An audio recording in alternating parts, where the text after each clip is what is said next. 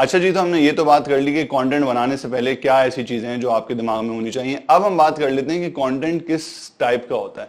मेरी नजर में YouTube के ऊपर सिर्फ दो टाइप के कंटेंट है। आपको दिखने में तो बहुत लगता होगा कि यार ऐसी भी वीडियो है वैसी भी वीडियो है, मगर अगर आप उसको एक मार्केटिंग पॉइंट ऑफ व्यू से देखें, अगर आप उसको एक साइंटिफिक पॉइंट ऑफ व्यू से देखें, तो उसकी कैटेगरी सिर्फ दो किस्म के कंटेंट में होती है। एक कंटेंट आपका ये है जो है एंटरटेनमेंट, दूसरा कंटेंट है आपका एजुकेशन या इंफॉर्मेशन या वैल्यू बेस्ड। और हर कंटेंट क्रिएटर, हर यूट्यूबर या तो टोटली 100% एक साइड पर होता है या इसके बीच में किसी न किसी पॉइंट पर होता है कि कुछ परसेंटेज उसकी यहां से होती है और कुछ परसेंटेज वो यहां से लेता है। अब इसकी मैं आपको कुछ मिसालें देता हूं। फॉर एग्जांपल, लेट्स से, जैसे मैंने पिछली वीडियो के अंदर आपको बात बताई थी, एक मैथ के टीचर हैं जो मैथ का कंटेंट बनाते हैं कि भाई मैथ कैसे सीखनी है, मैथ प्रॉब्लम्स कैसे सॉल्व करते हैं, सिलेबस जो है उनको कैसे जो है देखा जाता है, पास पेपर्स कैसे डील करते हैं, वगैरह वगैरह। ये 100% वैल्यू बेस्ड कंटेंट है और इसके अंदर आपको एजुकेशन मिल रही है, इंफॉर्मेशन मिल रही है।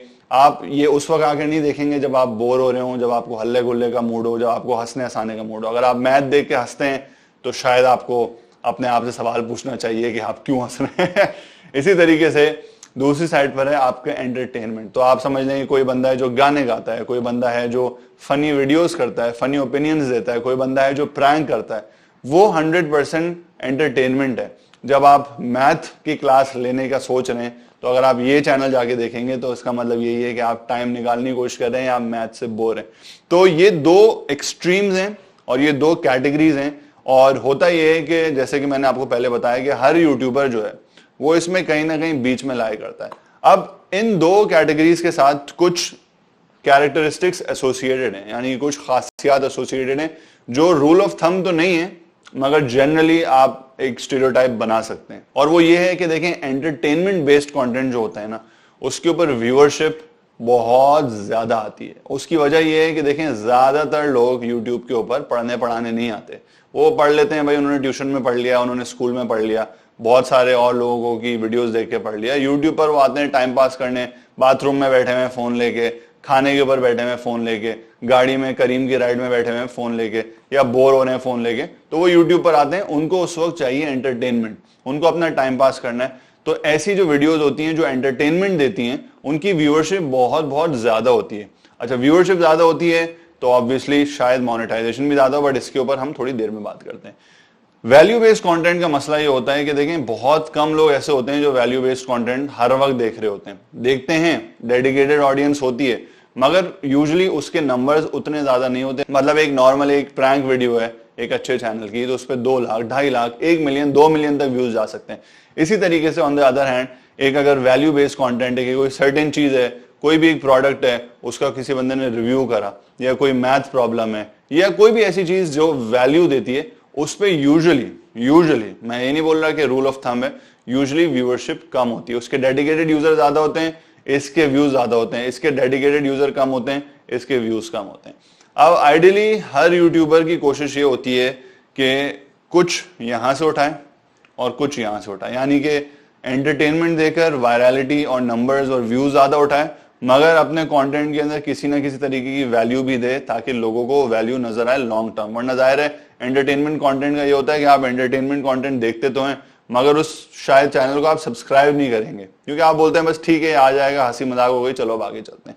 वैल्यू जब आपको मिलना शुरू होती है तो आप बोलते हैं यार ठीक है, ये वीडियो मुझे समझ आ रही है, इसके बाद वाली वीडियो भी शायद ये ऐसे ही बनाए, उसके बाद वाली वीडियो भी ऐसी बनाए, तो मैं इसको सब्सक्राइब कर लेता हूं ताकि मुझे इसकी नोटिफिकेशंस मिलती रहें। एज ए यूट्यूबर आपकी भी कोशिश यही होनी चाहिए कि आप इस पूरे स्पेक्ट्रम के अंदर, यानी कि एक हाथ पे 100% वैल्यू बेस्ड, एक हाथ पे 100% एंटरटेनमेंट वायरल कंटेंट, आपकी कहीं ना कहीं कोशिश होनी चाहिए कि इसके बीच में ही आप अपना कंटेंट रखें। अब इसके अंदर जो मेरी पर्सनल सजेशन है ना, वो ये है कि देखें, पहली वीडियो की तरह मैंने आपको बोला कि पहले तो आप फिगर आउट करें आपको करना क्या है। आप वैल्यू के हिसाब से सोचें।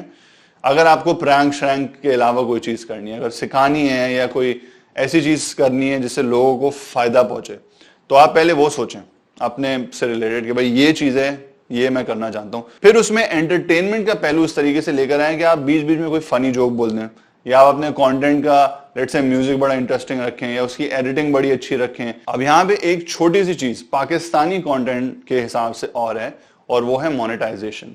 होता यह है कि जो एंटरटेनमेंट वाला कंटेंट है उसको यूजुअली YouTube की तरफ से बहुत पैसे मिलते हैं, क्योंकि उसकी YouTube मोनेटाइजेशन बहुत हाई होती है। अगर आपके व्यूज बहुत ज्यादा हैं तो पॉसिबिलिटी ये है कि उस पर एड ज्यादा चल रहे होंगे, और पॉसिबिलिटी ये है कि आपको एड्स कन्वर्जन देके पैसे ज्यादा देते हैं।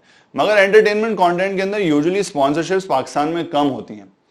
ये अगेन एक रूल नहीं है, बट एक जनरल स्टेरियोटाइप है जो कि मैं देखता आ रहा हूं, मैंने अपने कंटेंट के साथ बहुत देखा है, तो मैं आपको चीज बोल रहा हूं। प्रैंक चैनल्स अगर आप देखें तो बहुत कम ऐसे प्रैंक चैनल्स हैं जिनको बड़ी बड़ी ब्रांड्स ने स्पॉन्सर किए, बहुत कम। आप अपने दिमाग में लिस्ट बनाएं उन सारे बड़े चैनल्स की जो प्रैंक्स करते हैं, फनी वीडियोस करते हैं, और फिर आप बोलेंगे यार इसमें कौन से ऐसे लोग हैं जिनको बहुत ज्यादा स्पॉन्सरशिप्स मिली। On the other hand value based content जो होता है उन लोगों को स्पॉन्सरशिप ज्यादा मिलती है, क्योंकि ब्रांड्स देखती हैं कि इनकी डेडिकेटेड ऑडियंस है। तो फॉर एग्जांपल कोई खातून है जो खाने बनाने में बहुत अच्छी हैं, तो जितने भी खाने से रिलेटेड ब्रांड्स हैं, जिस तरह आपके मसालों की ब्रांड्स हैं, आपके इक्विपमेंट की और अप्लायंसेस की ब्रांड्स हैं, वो उनको देखेंगे और बोलेंगे भाई इनके पास डेडिकेटेड ऑडियंस है, इनके रोज लोग बैठ के रेसिपीज देखते हैं, तो हम इनको स्पॉन्सर करते हैं। हो सकता है कि उनकी व्यूअरशिप इतनी ज्यादा ना हो, मगर उनको स्पॉन्सरशिप से बहुत सारे पैसे मिलते हैं। अब जो मैंने आपको थोड़ी देर पहले बात बताई थी कि आपकी कोशिश होनी चाहिए कि आप इसके बीच में कहीं रखें, तो जब आप बीच में कहीं रखते हैं ना, तो आपको फायदा ये होता है कि आपकी व्यूअरशिप भी अच्छी होती है, यूट्यूब की तरफ से भी मोनेटाइजेशन अच्छी होती है, और चूंकि आपका कंटेंट पढ़ा लिखा होता है, ऐसा होता है जिसकी डेडिकेटेड एक फॉलोइंग है जो वैल्यू ले रही है आपके कंटेंट से, तो आपके स्पॉन्सर लेने की पोटेंशियल भी बहुत ज्यादा बढ़ जाती है। उम्मीद करता हूं कि यहां तक आपको सब कुछ समझ आया होगा। आगे हम थोड़ा सा और इन डेप्थ जाना शुरू होंगे, ताकि हम समझना शुरू करें कि यूट्यूब के ऊपर आप यूट्यूबर कैसे बनते हैं और पैसे कैसे कमाते हैं।